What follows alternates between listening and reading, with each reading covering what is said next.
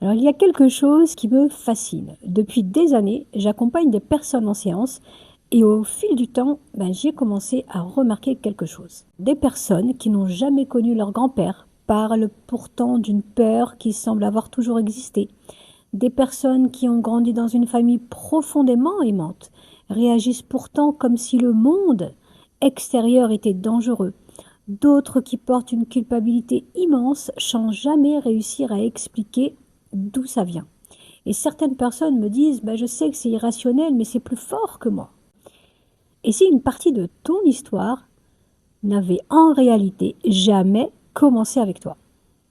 Alors, je m'appelle Ezara Ayam et mon talent, c'est de rendre visibles les mécanismes invisibles qui dirigent les comportements humains. Et c'est ce qui me permet d'accompagner les personnes, les équipes et les dirigeants à comprendre ce qui les freine dans leur quotidien et à transformer durablement leur manière de fonctionner.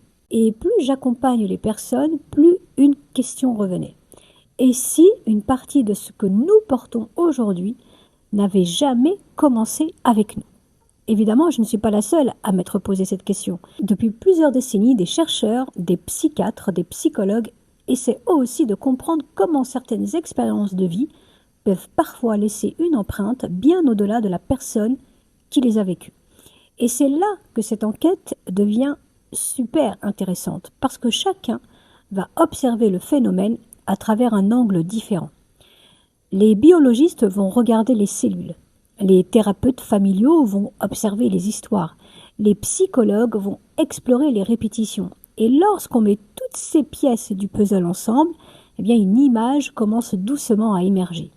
Et je voudrais commencer par une chercheuse qui a profondément marqué ce domaine. Elle s'appelle Rachel Yehuda. Rachel Yehuda est un psychiatre et chercheuse. Depuis plus de 30 ans, elle travaille sur les traumatismes. Et un jour, elle décide d'étudier une population très particulière, les survivants de la Shoah et leurs enfants. La question qu'elle se pose est finalement très simple. Est-ce qu'un traumatisme aussi profond laisse une trace uniquement chez la personne qui l'a vécu, ou peut-il aussi influencer la génération suivante? Alors elle va comparer, observer, mesurer et notamment s'intéresser à une hormone dont on parle souvent, qui est aujourd'hui le cortisol. C'est l'une des hormones qui nous aide à faire face au danger. Alors quand ton cerveau perçoit une menace, ton corps va mobiliser toute son énergie pour y agir. Et ce que Rachel Yehuda observe, c'est que certains enfants de survivants présentent eux aussi des différences dans leur manière de répondre au stress. Alors attention, et je veux vraiment insister là-dessus, ces travaux ne disent absolument pas que nous héritons des souvenirs de nos ancêtres, ils ne disent pas que nous naissons avec leur traumatisme, ils ouvrent une question beaucoup plus subtile. Dans certains contextes très particuliers, certaines réponses biologiques au stress pourraient-elles laisser une empreinte qui influence aussi la génération suivante? Et c'est une piste de recherche, une piste passionnante. Et en découvrant ces travaux, j'ai commencé à comprendre certaines choses que j'observais déjà en séance et que j'avais déjà observées dans ma vie. Mais j'avais encore une question. Même si certaines recherches explorent la manière dont le corps pourrait conserver une trace de notre histoire, comment cette histoire se manifeste-t-elle concrètement dans une vie? Comment la reconnaître? Comment l'accompagner? Comment fait-on la différence entre notre histoire et ce que nous portons parfois inconsciemment? C'est là, à ce moment-là, qu'un livre est arrivé entre mes mains. Et honnêtement, je peux vous dire qu'aujourd'hui, qu'il fait partie des livres qui ont vraiment influencé ma compréhension. Il s'appelle « Cette douleur n'est pas la tienne », écrit par Mark Wolynn. Et rien que le titre m'a arrêté, parce qu'il ne dit pas « tu n'as pas de problème », il ne dit pas « tout vient de tes ancêtres », il pose simplement une question. Et si cette douleur n'était pas née avec toi? Et Mark Wolynn explique que certaines souffrances peuvent parfois être des messagères d'une histoire qui n'a jamais pu être racontée. Mais ce que j'aime dans ce livre, c'est qu'il nous invite à ne plus regarder uniquement le symptôme, mais il nous invite à nous demander à quoi ce que je vis est-il fidèle? À quoi cette émotion est-il fidèle? Et quand on explore l'histoire familiale sans rien chercher à prouver, sans absolument trouver une explication, il y a certaines pièces qui commencent à s'assembler. Des secrets, des deuils, des exils, des ruptures, des enfants perdus, des histoires dont personne ne parlait plus. Et parfois, juste remettre de la lumière sur ces histoires, ça change déjà profondément le regard que la personne porte sur elle-même. C'est magique. Parce qu'elle cesse de se dire « qu'est-ce qui ne va pas chez moi ?» Mais elle a commencé à se demander qu'est-ce que ce comportement cherche à me raconter, qu'est-ce que cette réaction cherche à me raconter. Et c'est précisément à cet endroit qu'un autre chercheur va apporter une autre pièce essentielle à ce puzzle. Un psychiatre qui va donner un nom à ces fidélités invisibles qui traversent parfois les générations. Il s'appelle Ivan Bosmani-Nagy et il va développer un concept qui, selon moi, est absolument fascinant. Il les appelle les loyautés invisibles. Alors, l'idée est simple. Nous naissons tous dans une famille et dans chaque famille, eh bien, il existe des règles. Certaines sont dites, mais il existe aussi des règles que personne ne formule et c'est sur celles-ci que nous allons nous concentrer. Parce que c'est souvent celles qui nous dirigent le plus. Par exemple, imagine une petite fille. Elle voit sa mère tout gérer. Sans qu'on le lui dise, eh bien cette petite fille qui vit dans cet environnement, eh bien elle comprend une chose. Pour être une femme, il faut être forte. Pour être une femme, il faut tout porter, il faut tout tenir, il faut tout contrôler, il faut tout assurer. Il faut pouvoir compter sur soi et personne d'autre. Et des années plus tard, eh bien elle est devenue adulte. Et dans son travail, tout le monde l'admire. Elle gère tout, elle anticipe tout, elle contrôle tout. Dans sa vie de couple, comme vous pouvez l'imaginer, c'est beaucoup plus compliqué. Elle a du mal à lâcher prise, elle a du mal à demander de l'aide, elle a du mal même à faire confiance, elle a du mal à s'abandonner. Elle finit par tout porter. Un jour, elle se dit, mais pourquoi est-ce que j'attire toujours des hommes sur lesquels je ne peux vraiment jamais m'appuyer ? Pourquoi est-ce que je tombe sur des hommes qui ne me soutiennent pas ? Alors que la vraie question, eh bien c'est peut-être, est-ce que moi, je laisse réellement la place à l'autre ? Est-ce que je lui laisse l'opportunité de porter ? Et c'est là que la notion de loyauté invisible devient passionnante. Parce que toutes ces personnes, elles ne reproduisent pas forcément les mêmes événements que leurs parents, mais elles reproduisent souvent la même manière de survivre. Et cette phrase, elle est vraiment à retenir, parce qu'au fond, nous ne sommes pas toujours fidèles aux souffrances de notre famille, mais nous sommes très souvent fidèles aux stratégies qu'elle a mises en place pour pouvoir survivre.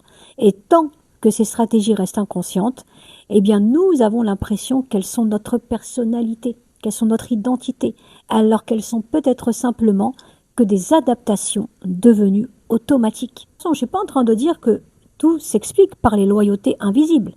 Je ne suis pas en train de dire non plus que chaque difficulté vient de notre famille, mais je trouve cette grille de lecture extrêmement précieuse.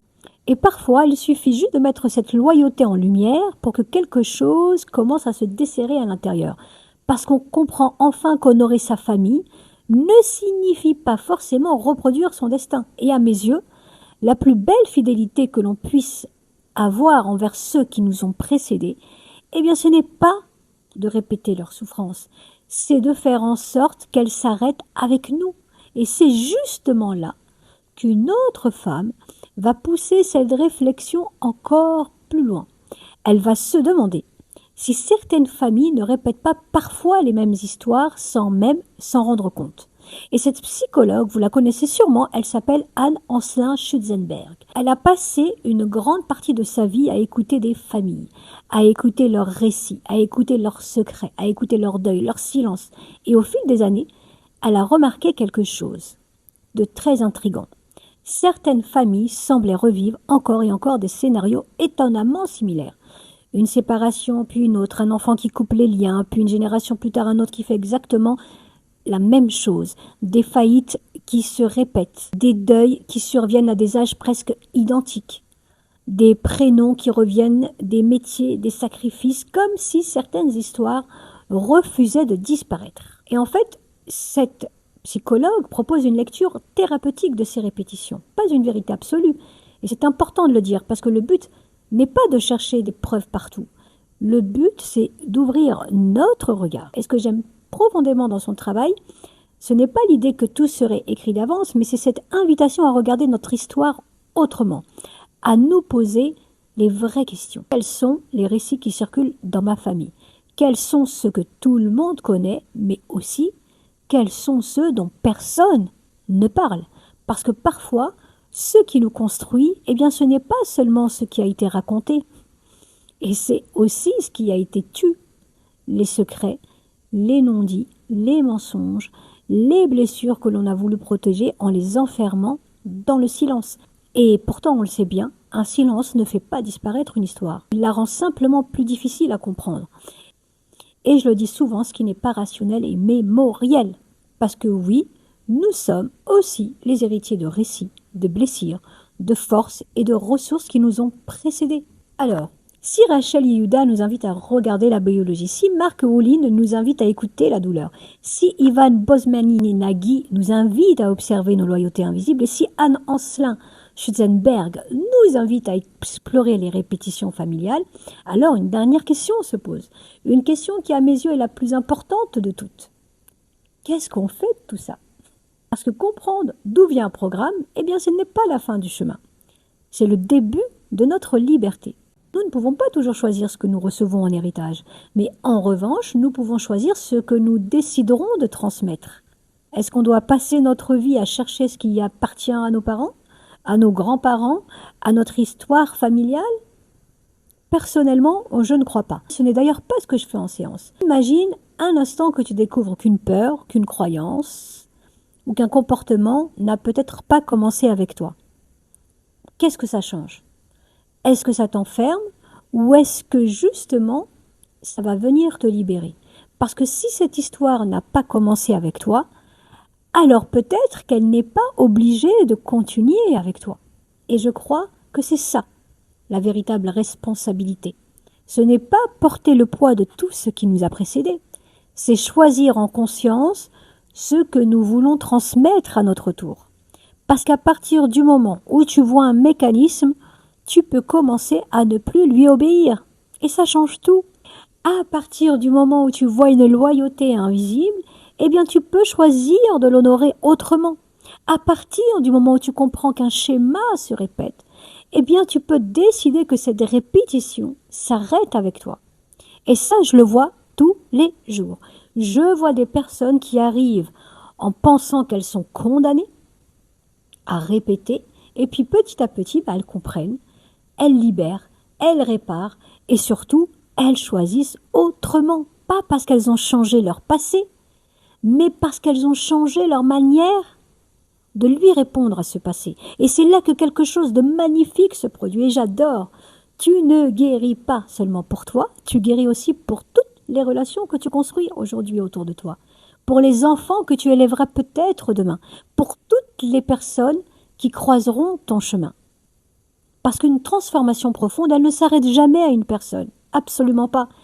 Elle rayonne, elle impacte, et c'est peut-être ça la plus belle manière d'honorer ceux qui nous ont précédés. Non pas pour reproduire leurs blessures, mais faire en sorte que leur histoire devienne le point de départ de quelque chose de beaucoup plus libre. Alors maintenant, il reste une question, une immense question. Si notre cerveau peut apprendre, si notre système nerveux peut se transformer, se réguler, si certains programmes peuvent être libérés, comment fait-on concrètement? Comment cesse-t-on de réagir toujours de la même manière? Comment crée-t-on de nouveaux automatismes? Comment transforme-t-on un système nerveux qui, pendant des décennies, a fonctionné en mode survie? Parce que comprendre, c'est une première étape. Mais la transformation demande bien plus que de comprendre. Et c'est exactement ce que nous allons explorer dans le prochain épisode de Nova, décryptage de l'humain. Alors si cet épisode t'a permis de regarder ton histoire autrement, dis-le moi en commentaire. J'aimerais savoir ce qui t'a le plus touché, ce qui t'a le plus marqué, ce qui a le plus résonné. Si tu penses que cette vidéo peut aider quelqu'un à mieux comprendre ce qu'il traverse, partage-lui cette vidéo. Et pense aussi à t'abonner à la chaîne, activer la cloche pour ne manquer aucun épisode de Nova, décryptage de l'humain. Parce qu'ici, on ne cherche pas seulement à comprendre l'humain, on apprend surtout à retrouver notre liberté d'agir. Je te dis à très bientôt. Nova continue.